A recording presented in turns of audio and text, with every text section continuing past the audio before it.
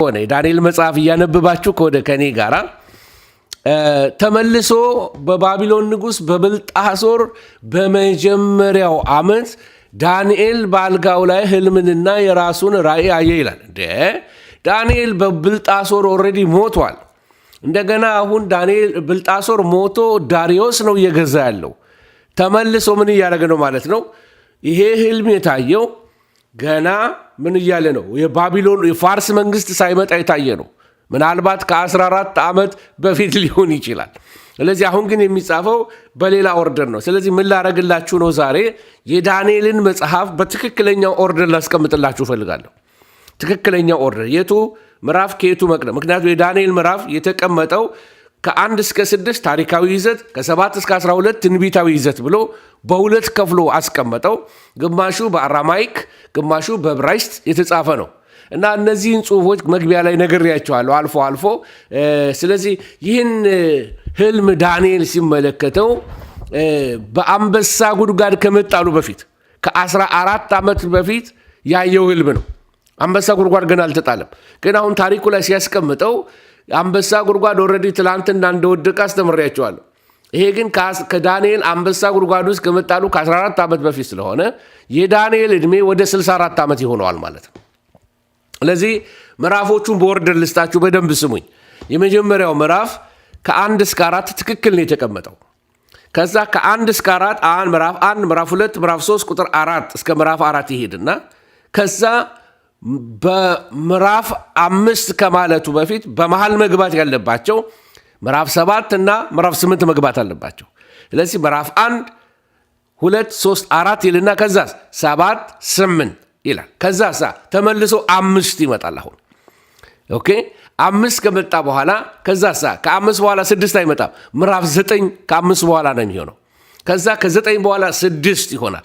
ከ6 በኋላ ምዕራፍ 10 ምዕራፍ 11 ምዕራፍ 12 በስርዓቱ ይቀጥላሉ ማለት ነው። ስለዚህ በትክክለኛ ኦርደር የተቀመጡት ከ1 እስከ 4 እና ከ10 እስከ 12 ያሉት ናቸው። ሁለቱ ጥጎች ትክክል የተቀመጡት ግን ከ1 እስከ 4 በኋላ 7 እና 8 ይገባሉ። ከዛ 5 ይሆናል። ከዛ 9 ይልና ደግሞ ምዕራፍ 6 ይመጣል። ከዛ ከ10 እስከ 12 ይቀጥላል። እንግዲህ ግራ ላጋባችሁ እርግጠኛ ነኝ። ጥሩ ተማሪዎች ከሆናችሁ እቺን የጻፍኩትን የነገርኳችሁን ትጽፋላችሁ ብዬ አስባለሁ። ወይንም ደግሞ ታስተውላላችሁ፣ ወይንም በቪዲዮ ላይ ሪዋይንድ አድርጋችሁ ጻፏቸው። ስለዚህ እስካሁን ድረስ እንግዲህ ዳንኤል የሌሎችን ህልም እየተረጎመ ነው ያለው። ህልም ያሉ የሚፈቱበት ሲያጡ ዳንኤል ይጠራል። አሁን ግን እግዚአብሔር ለዳንኤል ለራሱ የራሱ የሆኑ ያልተለመዱ ራእዮችን እያሳየው ነው። አንዳንድ ራእዮች በቃ አይደለም። አሁን ዳንኤል ይመለከት የነበረው ራእይ ለትውልድ የሚተላለፍ ራእይ ነው። ይሄም የዳንኤልን የነብይነት ደረጃ ያሳያቸዋል። እግዚአብሔር እስከ ጥግ ዘመን ላለው ድረስ ዙፋናት እስከሚዘረጉበት ዘመን ድረስ ያቺ የአንታይ ክራይስት መንግስት ሲኦል ገብታ እስከምትጣልበት ድረስ ዳንኤል በራእይ አይቷታል። እዚህ ዳንኤል በጣም በእግዚአብሔር ፊት ለመንፈሳዊ ነገር እንዴት የታመነና ከእግዚአብሔር ጋር የቀረበ ሰው ስለሆነ ከእግዚአብሔር ምስጢር ተካፋይ ነበረ። ወገኖች ሆይ በመንፈሳዊነታችን ላይ ከእግዚአብሔር ጋር ተቀራርበን ስንሄድ አንዱ የሚኖረን ትልቅ አድቫንቴጅ ከእግዚአብሔር ጋር ምስጢረኛ መሆን ነው። ምስጢረኛ ስንሆን ከእግዚአብሔር ጋር እግዚአብሔር የልቡን ሊያወራን ይጀምራል። እግዚአብሔር ስለ ዘመናት ሊገልጥ ይጀምራል። ስለ አገር ሊገልጥ ይጀምራል። ስለ ሁኔታዎች ሊገልጥ ይጀምራል። ስለዚህ ወገኖች ሆይ ምንድነው ማበረታታችሁ? እንግዲህ እንደ ዳንኤል ከእግዚአብሔር ጋር ተቀራርቦ ቢሄድ የልቡን ትርታ ማዳመጥ መቻል። ዮሐንስ ከሌሎቹ ደቀ መዛሙርት ጌታ ይወደው የነበረ ደቀ መዝሙር የተባለበት አንዱ ምክንያት ልጅ ነው። ሁለተኛ ደግሞ በጣም ወደ ጌታ ድረስ ጥግት ይላል። በጣም ከጌታ ጋር ሪሌሽናል ነው። ሌሎቹ ምናልባት ለተለያየ ኢሹ ይኖራቸዋል። ዮሐንስ ግን ጌታን ይወደው የነበረ ደቀ መዝሙር ይባልለታል። ጌታን ይወደው በቃ ይሄ ላቭ ሪሌሽንሽፕ አለው። ይሴ ወገኖች ወይ ነቢይ ለመሆን አስተማሪ ለመሆን ፓስተር ለመሆን በቃ አይደለም ይሄ በእግዚአብሔር ቤት ውስጥ ያሉ ስታተሶችን ፍለጋ ወደዛ እንደግ ራስ ወደ ሆነው ወደ ክርስቶስ ስናድግ ምን እንሆናለን? ከጌታ ጋር ሪሌሽናችን ኢንቲሜት እንሆናለን። ጌታን የምንወደው እንሆናለን። ስለበላንና ስለጠጣን ሳይሆን እግዚአብሔር ይህን ሰጠኝ ያሞላልኝ ያጎደለ እንደዚህ ብለን በነገሮች ላይ የተመሰረተ ሪሌሽንሽፕ ሳይሆን ጌታን ስለ ፍቅሩ ጌታን ስለ ማንነቱ ስንወደው ማለት ነው። ይሄ ሪሌሽናችን የፍቅር የአባትና ልጅ ሪሌሽንሽፕ ነው። ይሄ ሪሌሽንሽፕ ነው ከእግዚአብሔር ጋር ሚስጥረኛ ሊያደርገን ይጀምራል። በቤታችን ውስጥ ታላቅ ወንድማችን ከአባታችን ጋር የተለየ ግንኙነት ነበረው። በጣም በቁም ነገር አባታችን ቁጭ ብሎ ያወራዋል። ምክንያቱም ማቹርድ ነው። እንደገና ደግሞ ከአባታችን ጋር ቅርብ ነው።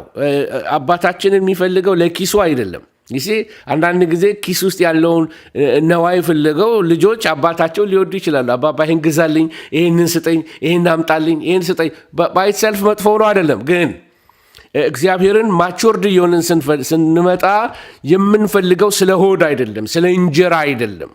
እግዚአብሔርን የምንፈልገው እሱነቱን ይሆናል። እሱን ማወቅ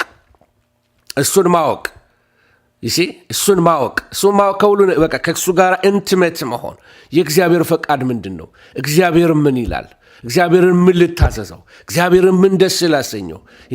ከእግዚአብሔር ጋር በጣም ክሎዝ ሪሌሽንሽፕ ይኖረናል ማለት ነው። ግድ የሚለን ግን አንዳንድ ጊዜ ከእግዚአብሔር ጋር ካለን ሪሌሽንሽፕ በላይ መቼም እኛ ብዙ አገልጋዮች ያለን እዚህ አብረን አሁን የምንካፈል ብዙ ጊዜ የምንወቀሰው በምንድን ነው? በጣም አንዳንዴ ከአገልግሎታችንን ከእግዚአብሔር ጋር ካለን ሪሌሽንሽፕ በላይ እናደርገዋለን እና አገልግሎቴ እንላለን። እውነት ለመናገር ከጌታ ጋር ከሚኖረን ኢንቲመሲ ወይም መቀራረብ የበለጠ አገልግሎት የለም። ጌታ ማርታን ያላት ምንድን ነው? ማርታ ስለምን ትባክኛለሽ ነው ያላት። ማርያም መልካሙን ዕድል መርጣለች። ቁጭ ብላ ስትሰማው ኢየሱስ this is good አለ። እኔ የምፈልገው እግሬ ስር ቁጭ ብለው የሚሰሙኝን ነው እንጂ ሊያገለግሉኝ ተፍተፍ የሚሉ ኢየሱስ አለ አቴንሽንም አልሰጠችውም። የህይወት ነገር ሊነግራት ነው የሚፈልገው። የሰማይ ሚስጥር ሊነግራቸው ነው የሚፈልገው። ስለዚህ የመከራ ሰዓታቸው እንኳን ልዩነታቸው በሚገርም ሁኔታ ተገለጠ። ያችኛዋ ማርታ ሮጣ ሄዳ ጌታ ሆይ አንተ በዚህ ብትሆን ኖሮ ወንድሜ ባልሞተ እንደዚህ እያለች ታለቅሳለች። ማርያም ግን መጀመሪያ በእግሩ ስር ወድቃ ይላል። ከዚህ በፊት እግሩ ስር ቁጭ ብላ ታውቃለች። በመከራ ሰዓት ማኒፌስት ያደረገው ከጌታ ጋር ያላቸው ኢንቲመሲ ነው፣ ቅርባቸው ነው። ለዚህ ዛሬ ኢንከሬጅ ላድርግ፣ ቤተ ክርስቲያንን ወደዚህ ኢንቲመሲ ልትመጣ ያስፈልጋታል። አገልግሎት አንደኛ ይሁን፣ ኢየሱስ አንደኛ ይሁን፣ ከጌታ ጋር ያለን ላቭ ሪሌሽንሽፕ አንደኛ ይሁን። ወገኖች ሆይ አገልጋዮች ሁሉ ኢትስ ኦኬ አገልግሉ። አንተ ባታገለግል ሰማያ ሰማያት እግዚአብሔርን ያገለግሉታል። ቢግ ዲል አድርገን አናራግበው። በቃ አገልግሎቴ ኖ ፕራዮሪቲ ልሰጠው የሚገባ ከጌታ ጋር ያለኝ ሪሌሽንሽፕ ነው። ጌታ ቁጭ ብሎ ሊያናግረኝ እየፈለገ እኔ ደግሞ ቢሲ ነኝ፣ ቆይ ኩሽና ልክተፍልህ ምግብ ልስራልህ ብለው ጌታ ይሄን አይፈልገውም። ጌታ የሚፈልገው I want to talk to you ላናግር እፈልጋለሁ፣ ምስጢር ልገልጥልህ እፈልጋለሁ፣ ለትውልድ የሚተርፍ ነገር ልሰጥ እፈልጋለሁ፣ ብዙ ምስጢር አለ ላወራ የምፈልገው ብሎ ጌታ ምስጢራትን ሊገልጥልን ወደኛ ጠጋ ሲል አንድ ሰሞን በወረት ብለን እንጠጋዋለን። ከዛ ደግሞ የኛ የካሪዝማቲኮች ችግራችን ይሄ ነው። አንድ ሰሞን ወደ ሰማይ ነን፣ በጣም እንጠጋዋለን፣ ግን ኔክስት ዴይ ደግሞ እዛ ቦታ ላይ የለንም። ግን ይሄ ሬጉላር የሆነ ሪሌሽንሽፕ ግራፉ ስትሬት የሚሄድ ግራፍ በቃ አንዴ ወደ ላይ አንዴ ወደ ታች፣ አንዴ ወደ ላይ አንዴ ወደ ታች የማይሄድ ሙዲ ያልሆነ ይሄ በሙድ የማይመራ መንፈሳዊነት፣ በስሜት የማይመራ መንፈሳዊነት፣ በፕሪንሲፕል የሚሄድ ከጌታ ጋር ሁል ጊዜ ቢሰማኝ ባይሰማኝ ከጌታ ጋር ያለኝ ሪሌሽንሽፕ መኖር አለበት የሚል ስሜታችን መኮርኮር የለበትም ለመጸለይ። ጌታ ይመስገን። ስትጸልዩ ሁል ጊዜ ስሜት ላይኖራችሁ ይችላል። ከስሜት እንውጣና ወደ እምነት እንምጣ። አሁን ስሜት አታላይ ነው ወገኖቼ። ስለዚህ በዳንኤል የገባሁት ወደዚህ ውስጥ ወገኖቼ። ስለዚህ ዳንኤል እንግዲህ አሁን ህልሙ የራሱ እየመጣ ነው። እግዚአብሔር እየተናገረው ነው፣ ድምፅ እያሰማው ነው። አይኑን ከፍቶበታል። አይኑን ሲከፍት የሚያየው ነገሮች ሁሉ የሚገርም ነው። በህልም ውስጥ ያለው ማቹሪቲ ህልሙን ተመልክቶ በህልም ውስጥ ተርጓሚውን ማየት ይችላል። ህልም አለ። ህልም ይመለከትና አጠገቤ ወዳለ ዞር ብዬ ጠየቅኩት ይላል። ሁል ጊዜ ህልሙን ያሳየውን ያናግረዋል። ምንድናት ያቺ አውሬ? ያቺ የምታደቅ አውሬ ምንድናት? ይቺ ከባህር የወጣችው ምንድናት? እያለ የሚያናግረው በመንፈስ ኮሚኒኬት የሚያደርገው መልአክ አለ። ስለዚህ ማቹርድ ሆኗል። ኢንተርፕሬቴሽኑ ማቹርድ ሆኗል። ስለዚህ እግዚአብሔር መተርጎም የሚችል ማየት የሚችል ሰው አደረገው። አይኑን ከፈተል። መጀመሪያ የሌሎችን ጀመርና ከዛ ወደ ራሱ ሲያመጣው የሚገርም ነገር መመልከት ጀመረ ወገኖች ሆይ። ስለዚህ ይቅርታ፣ ባቢሎን እንግዲህ ወደ ታሪኩ ልግባና ይሄንን ምዕራፍ ስንጀምር ምዕራፍ 7 አሁን ስንመለከተው ባቢሎን ገና በሜዳዋንና በፋርስ ገና ስላልወደቀች ምዕራፍ 7 እና 8 እንግዲህ ከዚህ ቀደም ይላሉ ማለት ነው ታሪካቸው። ምዕራፍ 7 እና 8 ቀድመው ይገባሉ ማለት ከ1 እስከ 4 ይሄድና ከዛ 7 እና 8 ነው የሚቀጥለው። እርግጠኛ ነኝ ገብቷችኋል። የገባው ሰው እዚህ ጋር ታይፕ ቢያደርግልኝ ደስ ይለኛል። ምናልባት ቴንኪዩ ቲጂ ጽፈሽልኛል። ቴንኪዩ ቲጂ እና ኦልሬዲ ምዕራፍ 1 4 ከዛ 7 8 ከዛ 5 ከዛ 9 ከዛ 6 ከዛ 10 እስከ 12 ጌታ ይመስገን። ስለዚህ እዚህ ጋር እንግዲህ ወደዚህ የመጣሁበት ምክንያት ምንድን ነው?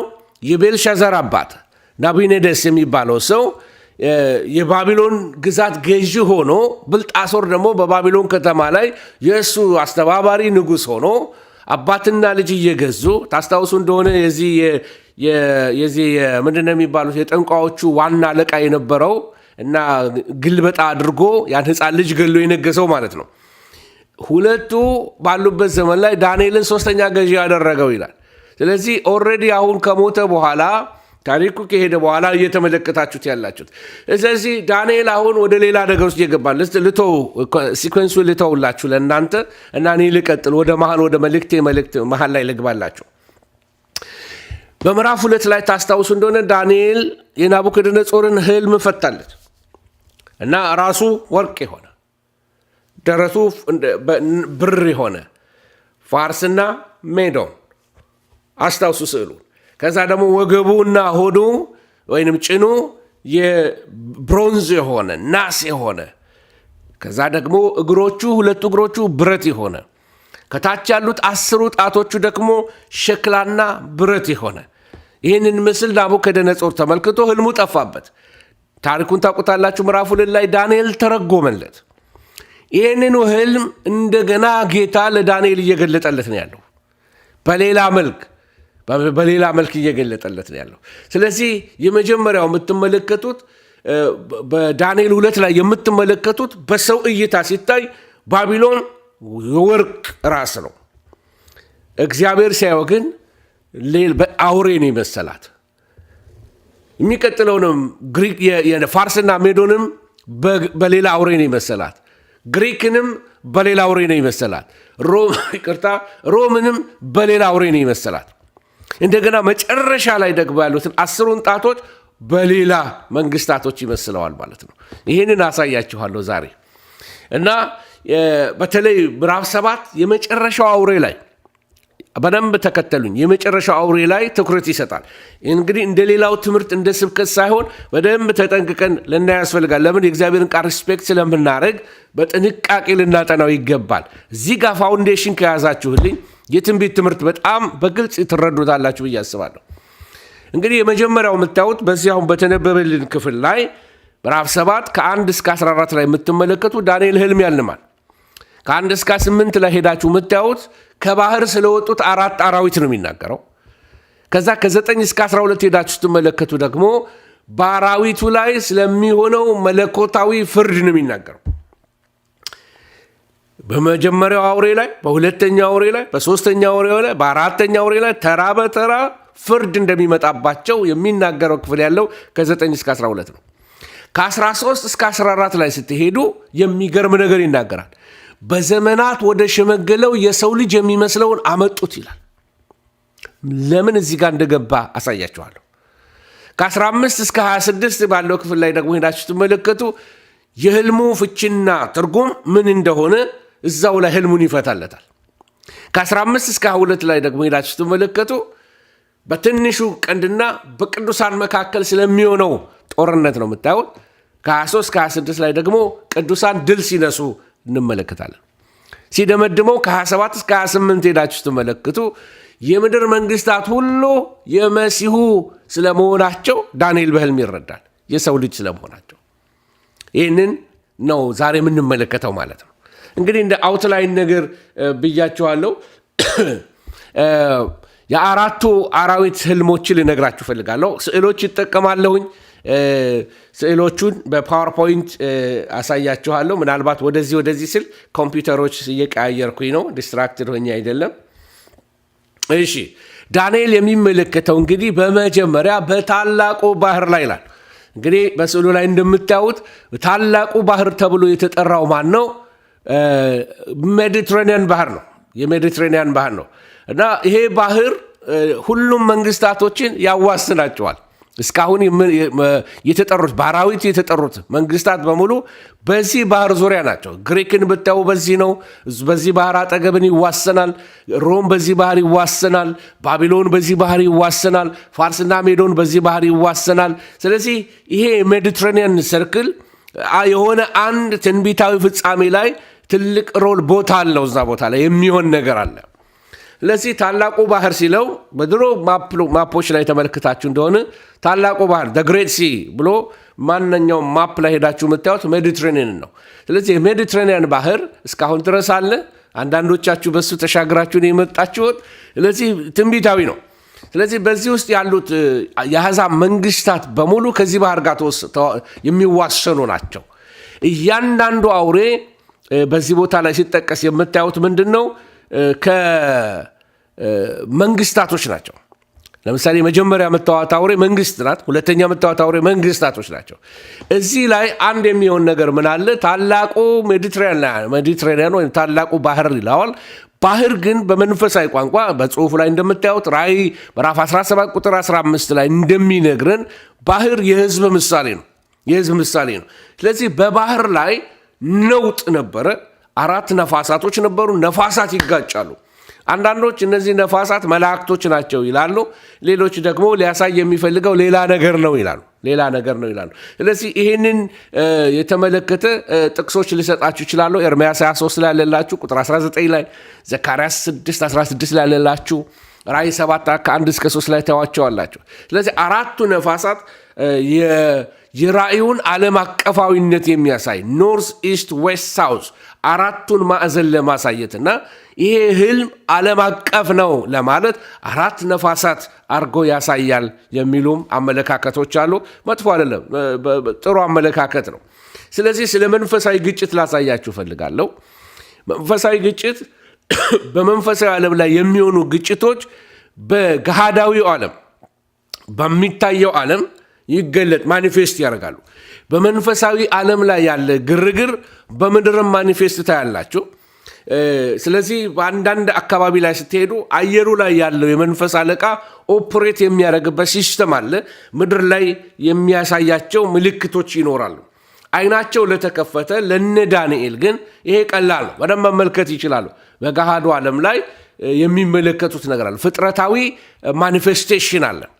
በመንፈሳዊ ዓለም ላይ በጣም ጸልየን ሰማይ ሲከፈት የእግዚአብሔር ክብር ሲመጣ በአካባቢው ላይ በጎረቤቶቻችን ላይ በከተማው ላይ የሚመጣ ለውጦች አሉ።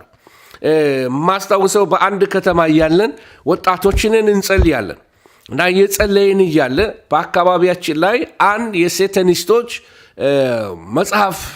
መጽሐፍት ቤት ተከፈተ።